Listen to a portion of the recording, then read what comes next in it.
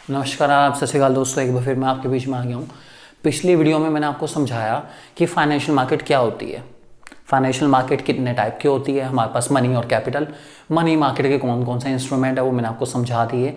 अब बात करें कैपिटल मार्केट। कैपिटल मार्केट के दो टाइप होते हैं, वो भी मैंने आपको बताया कि कौन कौन से होते हैं, प्राइमरी मार्केट और सेकेंडरी मार्केट।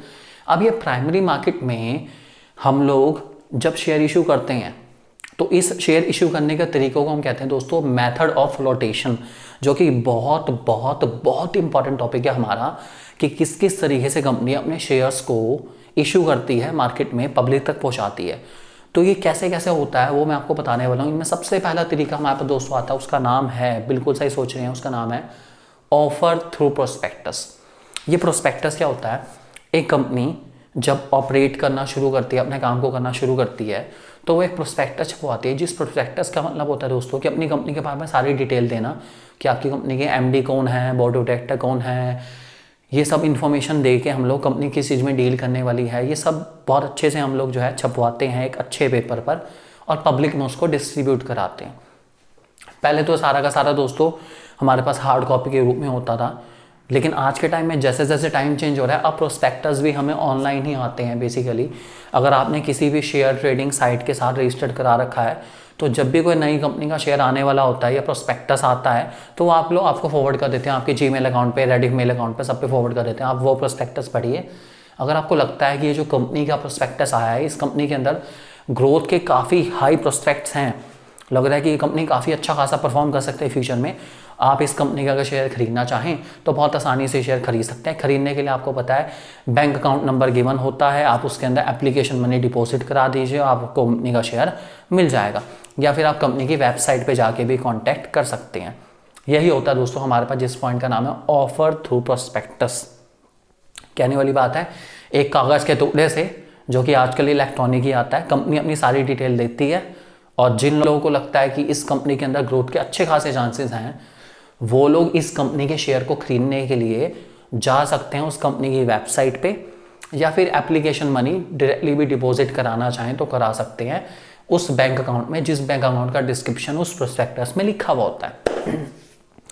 दूसरा पॉइंट हमारे पास दोस्तों आता है, उसका नाम है हमारे पास ऑफर फॉर सेल। अब कंपनी थोड़ी सी चालाक हो गई है दोस्तों। सबको पता है कि मैक्सिमम जो ट्रेडिंग होती है, जो इंसान ट्रेडिंग करते हैं, वो कहीं ना कहीं किसी ना किसी ब्रोकर के थ्रू ही सेटल होती है। ब्रोकर मीन्स एक पर्सन हो सकता है, एक इंस्टीट्यूशन भी हो सकता है, एक ग्रुप भी हो सकता है, ये ब्रोकर होते हैं। तो क्या होता है, जो ब्रोकर हैं, अब सपोज मुझे शेयर खरीदने हैं, मेरा अकाउंट किसी भी शेयर ट्रेडिंग कंपनी के साथ है, लेट सपोज कोई भी है, ABCD है, उस ABCD कंपनी के अंदर काम करने वाले कुछ ब्रोकर्स भी होंगे। मैंने उनको फ़ोन मिलाया कि सर ये वाले शेयर खरीदने हैं, उसने कहा अरे भैया ये क्यों खरीद रहे हो, ये कंपनी के ग्रोथ के चांसेस बहुत अच्छे खासे हैं।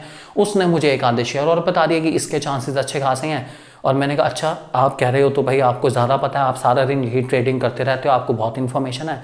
तो उसके कहने पर मैंने उस कंपनी के शेयर खरीद लिए। तो इसी को कहते हैं दोस्तों हम ऑफर फॉर सेल, कि कंपनी अपने शेयर्स इन ब्रोकर्स को दे देती है और ये ब्रोकर्स जो हैं हम जैसे लोगों को या आप जैसे लोगों को बहुत आसानी से ये शेयर्स बेच देते हैं। बदले में ब्रोकर को मिल जाती है थोड़ी सी एक्स्ट्रा कमीशन।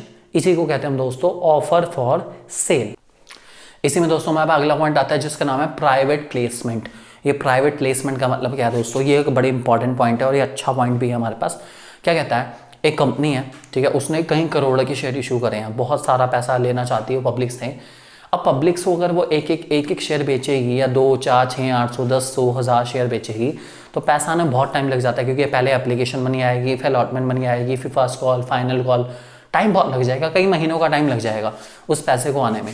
कंपनी को पैसा चाहिए थोड़ा जल्दी, तो कंपनी ने क्या करा कि यार ये छोटे मोटे लोगों से शेयर की डीलिंग ना करते हैं, हम सीधा लेते हैं, कोई बड़ी मुर्गी पकड़ते हैं और उसे फंसाते हैं। तो वो क्या करते हैं, ऐसी कंपनी सीधा जाती है बड़े बड़े इन्वेस्टर्स के पास, जिनको हम लोग एंजल इन्वेस्टर्स भी कहते हैं। भाई उनके लिए तो एंजल फरिश्ते ही हो गए, अच्छा खासा पैसा दे रहे हैं उनको काम करने के लिए। तो ऐसी कंपनी जाएंगी सीधा बड़ी बड़ी कंपनीज के पास, उनके सीईओ के पास, उनके एमडी के पास, जो भी उस कंपनी के मालिक हैं उनके पास जाएंगे, उन्हें अपना प्लान सुनाएंगी कि सर ये मेरा प्लान है, इस प्लान में अगर आप इन्वेस्ट करते हैं, आपकी थोड़ी कृपा दृष्टि हो जाए सर मेरे ऊपर, तो मेरा तो जीवन ही सफल हो जाए सर। ऐसी ऐसी बातें करके थोड़ा बहुत बहला फुसला के अपनी कंपनी के सारे शेयर, जितने के शेयर उन्होंने इशू करने हैं 5, 10, 20, 50 करोड़ के, वो सारे के सारे एक ही कंपनी को बेच आते हैं। तो इस सिस्टम को कहा जाता है दोस्तों प्राइवेट प्लेसमेंट। ये सबसे फास्टेस्ट मीडियम है पैसा इशू करने का एक कंपनी के लिए, क्योंकि इसके अंदर हमें बहुत लोगों से डील करने की जरूरत नहीं है, बस हमें एक इंसान मिल जाए बस, जिसकी कृपा दृष्टि हमारे ऊपर हो जाए, बस मजे आ जाए, जीवन सुधर जाएगा, बस ऐसा एक इंसान मिल जाए बस हमें। तो हम यही करते हैं, तो इसी को हम कहते हैं दोस्तों प्राइवेट प्लेसमेंट। अगला हमारे पास आता है दोस्तों जिसका नाम है राइट इशू। राइट इशू, अब ये राइट इशू क्या होता है? पहली बात तो मैं आपको क्लियर कर दूं कि राइट इशू कभी भी first time issue of shares में नहीं हो सकता, ये हमेशा सेकंड टाइम होगा। इसमें हम क्या करते हैं, जो हमारी कंपनी के एग्जिस्टिंग शेयर होल्डर्स हैं, जिन्होंने हमारी कंपनी के शेयर पहले भी खरीद रखे हैं, मैं सीधा उनके पास जाऊंगा, मैं कहूँगा भाई देखिए आपके पास पहले ही मेरी कंपनी के शेयर्स हैं, मैं इतने करोड़ के शेयर्स या इतने शेयर नए इशू कर रहा हूँ, अगर आप मेरी कंपनी के शेयर्स दोबारा ले लेते हैं उसी प्रपोर्शन में जिस प्रपोर्शन आपने पहले ले रखे हैं, तो मेरी कंपनी का कंट्रोल डाइल्यूट नहीं होगा। मान के चलते हैं पहले कंपनी के 10 शेयर होल्डर थे और सबने 10-10% शेयर खरीद रखे थे, अब कंपनी ने फिर इशू करे शेयर्स, अगर यही 10 के 10 लोग दोबारा से 10-10% शेयर ले लेते हैं, तो पहले भी कंपनी के शेयर होल्डर्स 10 थे और अभी भी 10 ही रहेंगे, तो यहाँ पे हमारा जो कंट्रोल है वो डाइल्यूट होने से बच जाएगा। लेकिन अगर ये लोग मना कर देते हैं कि हमें और शेयर नहीं लेने इस कंपनी के अंदर, तो मजबूरन मुझे उन शेयर्स को मार्केट में बेचना पड़ेगा। अब क्या होगा, ये 10 तो 10 हैं ही, 5, 10, 15, 20, 50, 100, 500 लोग जिन्होंने अब नए शेयर खरीदे हैं, वो भी इनके साथ अब मेरी कंपनी के क्या बन गए, शेयर होल्डर्स बन गए, वो भी ओनर्स बन गए।